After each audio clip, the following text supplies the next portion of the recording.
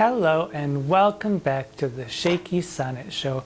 I'm Tootight Lautrec, and here we are in the Sonnetarium at the bottom of the down staircase in the permanently sequestered remainders section of an unnamed local library which may or may not have some crouching lions and coughing tigers and sleeping drag queens on its steps, or whatever.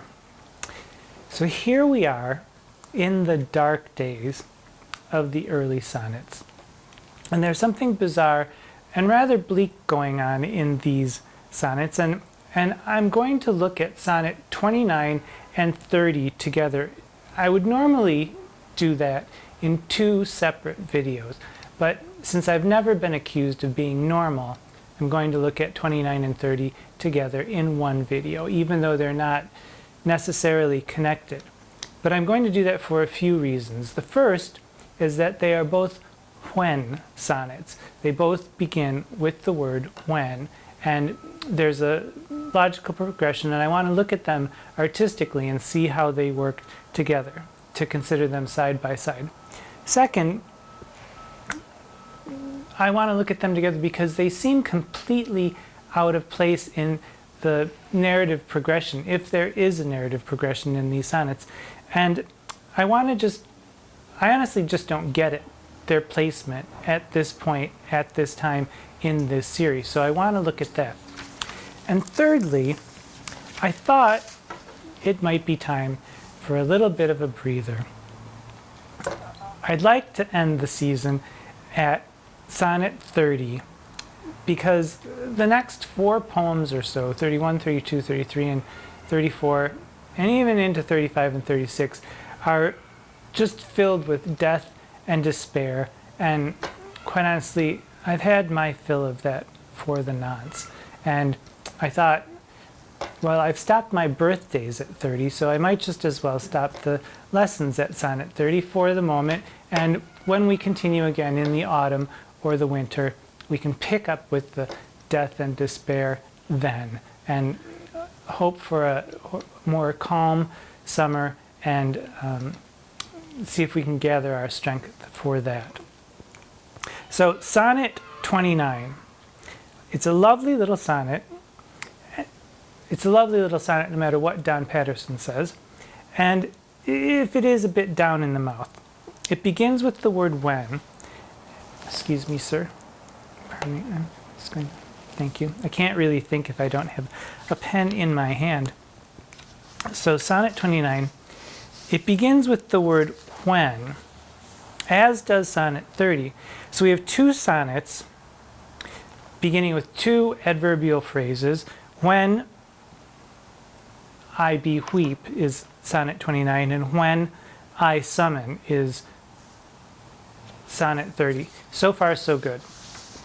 Now, Paul Edmondson and Stanley Wells point out in their book, originally, just very creatively called Shakespeare's Sonnets, Paul Edmondson and Stanley Wells in this book point out that the when is used as an organizing principle that sets up the logic for the sonnets, and that because of their structures, they provide for different kinds of emotional release. Sonnet 29 is an octave and a sestet. And the turn in logic, which means they're 14-line poems, obviously it's a sonnet, but it's organized as 8 lines and then 6 lines, where the turn in logic and emotion comes after line 8. Whereas sonnet 30 is organized as 3 quatrains and a couplet. So 3 sets of 4 lines, 3 sets of 4 lines, 4 lines, 4 lines, 4 lines, and then a couplet, where the turn in logic and emotion comes, it's held off until the end at the couplet. So we'll look at sonnet 29 first. Edmondson and Wells point out that the structure follows the principle, the structure of an octave plus a sestet, 8 lines plus 6 lines, follows the principle of the classic golden ratio, or the golden mean. And I'm going to read a little bit about what that means, or what they're talking about. On page 52 in this book, you'll find this. the so-called classical golden ratio or golden mean, which is a mathematical expression present in architecture, painting, and throughout the natural world, the proportions of a snail's shell and the petals of a daisy. And they contend that this golden mean also, because the ratio mathematically is 8 to 5, and 8 to 6 is close enough for them, or it's 1 to 1.6. And my note in next to this when I originally read it was, what the fuck ever? Because I just, who cares, this mathematical thing? It sounded like a bunch of hooey to me. But as I think about it, I do see what they're talking about. Spatially, there's an underlying principle for the volta, the turn in logic or emotion or sense, to occur at line 9 or after the octave, the first line of the sestet. And it's really rather satisfying emotionally, given the Debbie Downerness of the first 8 lines in Sonnet 29, and then we get this liberation of transformational joy in the sestet, which we'll see by looking at it right now. So Sonnet 29, also before I begin, I'm just going to point out that although in the quarto there is a period at after line 4, everyone agrees that that period should not be there. It is actually one huge long sentence. All of 29 is one sentence. So we'll have the octave beginning with when and the sestet at the word yet. Sonnet 29. When in disgrace with fortune and men's eyes, I, all alone, beweep my outcast state, and trouble deaf heaven with my bootless cries, and look upon myself and curse my fate, wishing me like to one more rich in hope, featured like him with friends possessed, desiring this man's art and that man's scope, with what I most enjoy contented least. Yet, in these thoughts, myself almost despising, haply I think on thee, and then my state, like to the lark at break of day arising from sullen earth, sings hymns at heaven's gate. For thy sweet love remembered, such wealth brings, that then I scorn to change my state with kings. Which is really a very lovely poem. Now, Don Patterson has a problem with it because he thinks that it just trots out all the normal tropes and that Shakespeare is getting kind of lazy here. He also quibbles with the word sullen in line 13, from sullen earth, saying that if you're attributing an emotion to the earth, then you're a lazy, stupid poet. And while I might agree with that, I do believe that he's misread the word sullen, because the word sullen just simply means, it can also mean dull or grayish in color, like dirt or dust is. So I don't think that the sullen is attributing any emotion to it. It's quite a straightforward sonnet, and I'll go through it just briefly. When in disgrace, he's basically saying, when I think about myself, when in disgrace with fortune and men's eyes, because nobody likes me, I all alone beweep my outcast state. Here I am, I'm a poor piece of nothing, and I sit around and I think about it, and oh, poor me. When I sit around and do all this, and I cry up to heaven, I trouble deaf heaven with my bootless cries. God, why'd you do this to me? But God's not listening, because he's got better things to take care of. He's got a pandemic to run at the moment.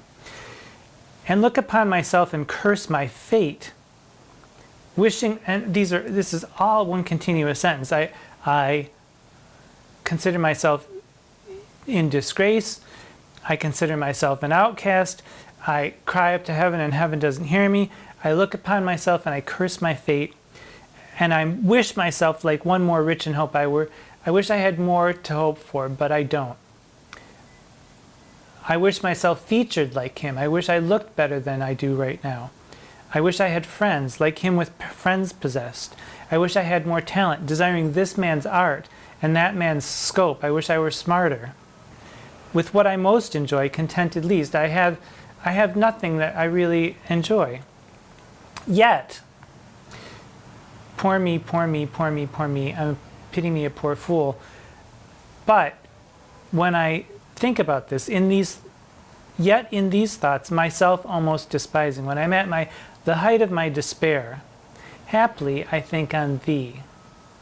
And then my state, like to the lark at break of day arising. And this really is quite a lovely image. Like to the lark at break of day arising from sullen earth, sings hymns at heaven's gate.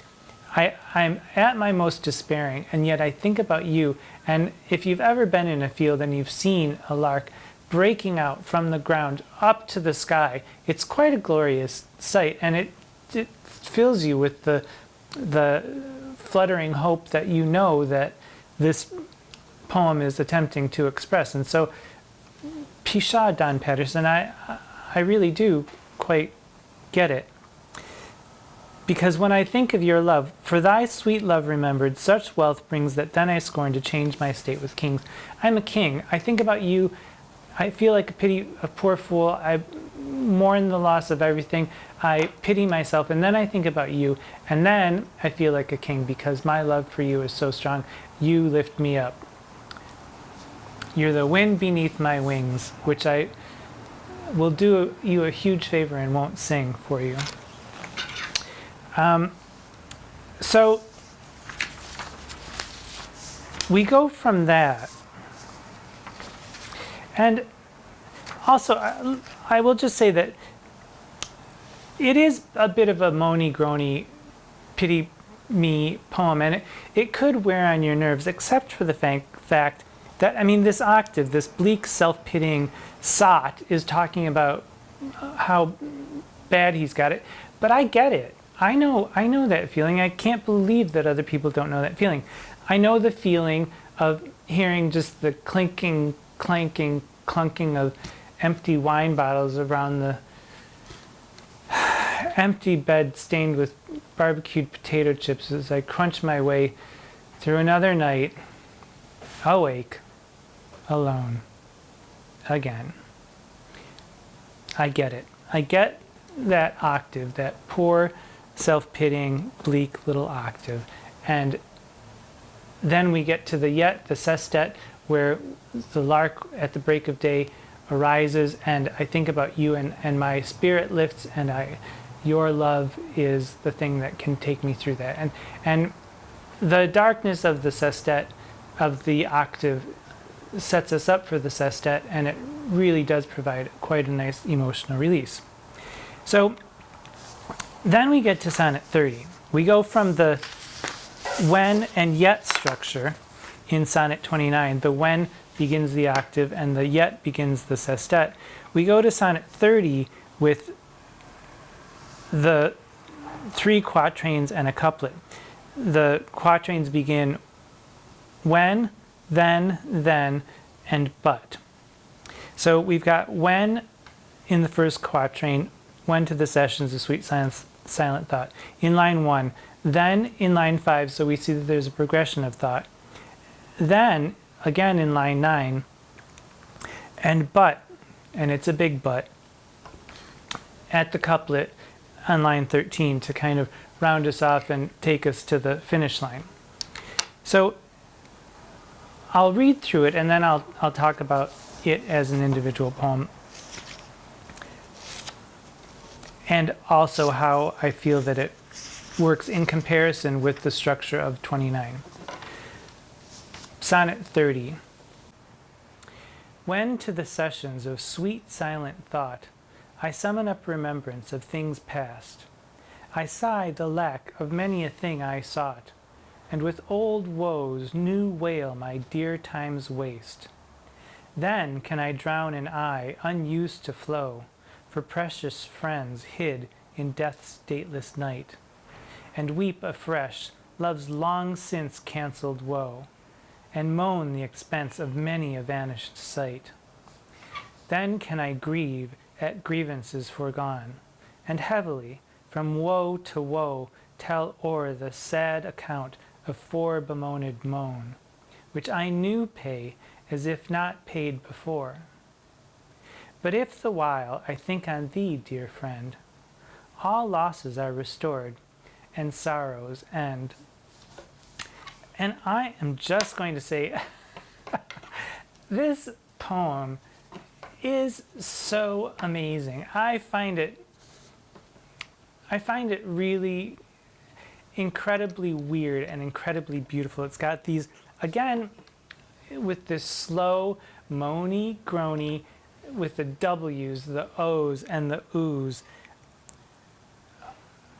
It really sets the mood, and it's form and function all in one. Let's go through it line by line, and I'll just talk about a few things. When to the sessions of sweet silent thought. So we've got the when that begins with the W, that you kind of already know the logical sequence that's going to come, and you also know that the W is going to, it might be a contemplative poem. But then you get the sweet silent thought, which is really quite lovely, the kind of gliding sweet silent thought that just sets you into a contemplative mood as we go. And then you sum it up. When to the sessions of sweet silent thought, I summon up remembrance of things past.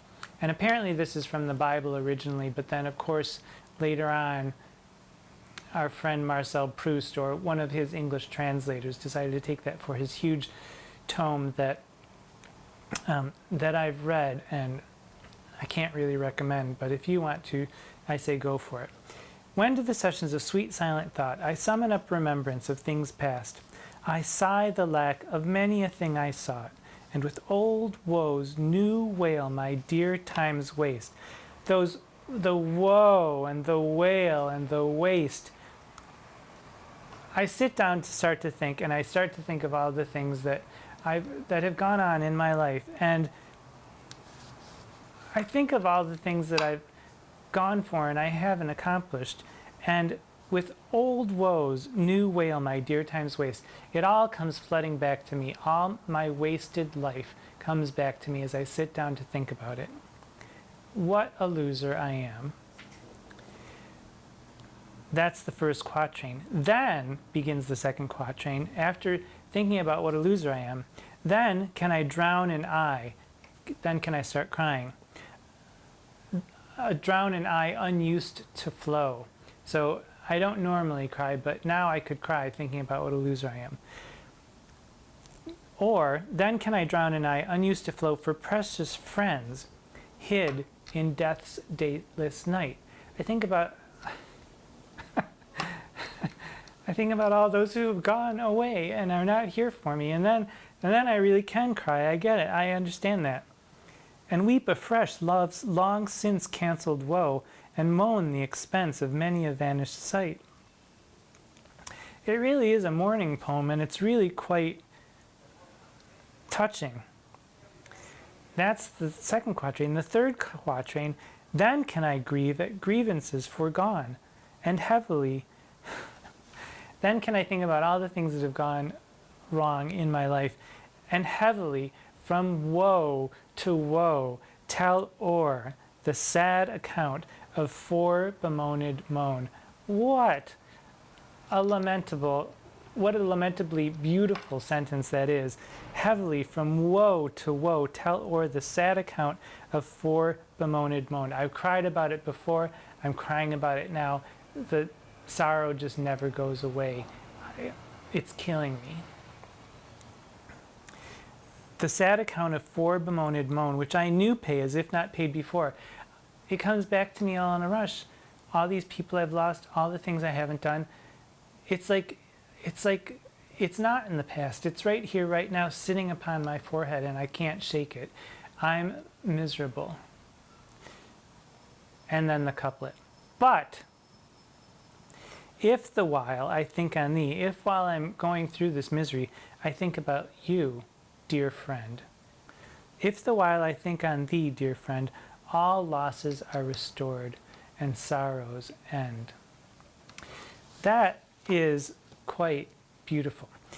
I don't know that the shortness of the couplet, however, I don't know if it really does justice to everything that's gone before. It seems to me that the release of the emotion in Sonnet 29 with the 6 lines at the end. The 8 lines and then the 6th line allows for a greater expanse to experience the joy, and it's somewhat more persuasive emotionally, whereas the couplet in Sonnet 30, while lovely and beautiful, and this whole poem of 30 is amazingly beautiful, it sort of dispenses with it, and it's not really as satisfying as we might hope.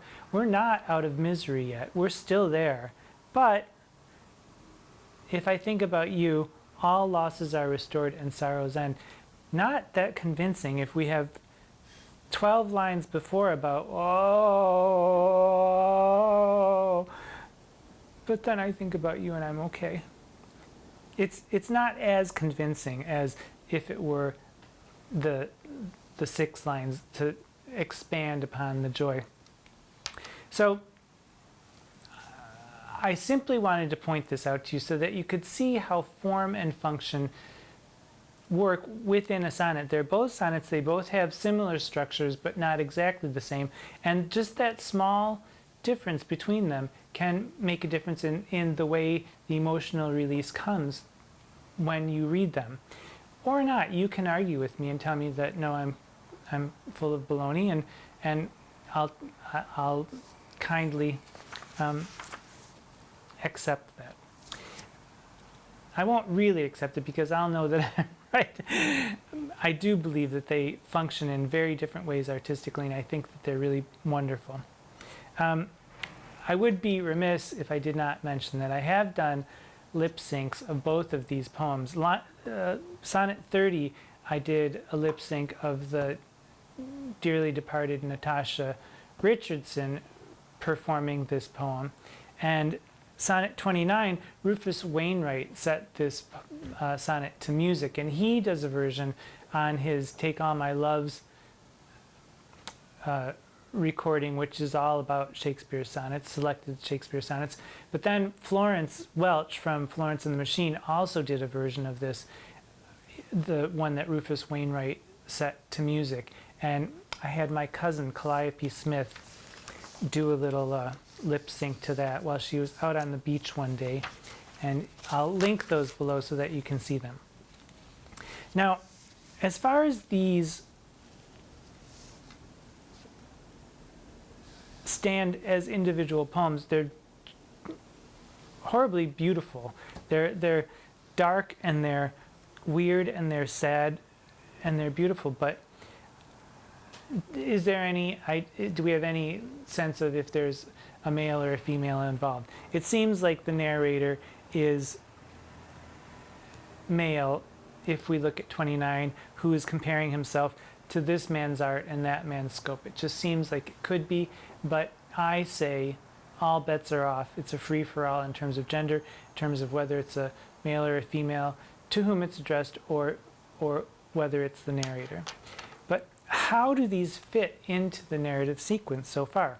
We've had sonnets 1 through 17, which are all procreation sonnets, where a narrator is attempting to persuade someone to procreate, to pass on his or her loveliness, and really it seems like it's his most of the time, his loveliness to future generations by marrying and procreating and making the rest of the world beautiful as a result. That's 1 through 17.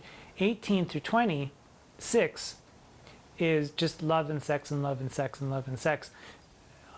You know, no bones about it. Well, or maybe there is a bone or two, but it's love and sex all the way. Then we get to 27 and 28, and there seems to be a separation where they're separated and can't sleep, can't drink, can't get no rest because of you and thinking about you all the time. But then we get these two poems, and I just can't think of a good narrative tie-in to what has come before. They're lovely poems. My life would be poorer without each of them, but I don't know how necessarily they might fit in to the narrative sequence. Perhaps the despair of being separated is just too much, and the narrator can't bear it anymore. But Sonnet 30, with the thinking about precious friends hid in death's stateless night, where did that come from? And it seems completely out of place in anything that's going on. And yes, they are love poems at the end, as a forethought, I'm sorry, as an afterthought, but it's mostly misery. And you know, it's a testament to the power of love to lift one out of misery, but I don't quite get it if it is supposed to be part of a narrative sequence. And maybe it's not. What say you? I would love to know what you think about these two rather bleak poems. And once again, I am leaving it there because if you think these two are depressing, 31, 32, 33, 34, it's just death and destruction and despair and depression. And I think it's just better to deal with that in the autumn or the winter. So over the summer, I may do some videos here and there. I'll continue to do some more readings from my book, Great Escapes from Detroit, which is now available as an ebook, and you can follow the link below to get that. And I'll be doing other bookish stuff, like, you know, maybe I'll be doing book tags where I answer questions about what kind of bookish things I do, or maybe I'll be looking at certain kinds of books and talking about them. I'll leave Shakespeare and his sonnets to sort of rest and I don't want to say ferment, but we'll just close the book on the sonnets for just a little while until we have the strength to go back into it. So, until we meet again, just remember, all I want you to do is to pay attention to the wonders that are in your world. And take care. I'm Tootight Lautrec. Oh.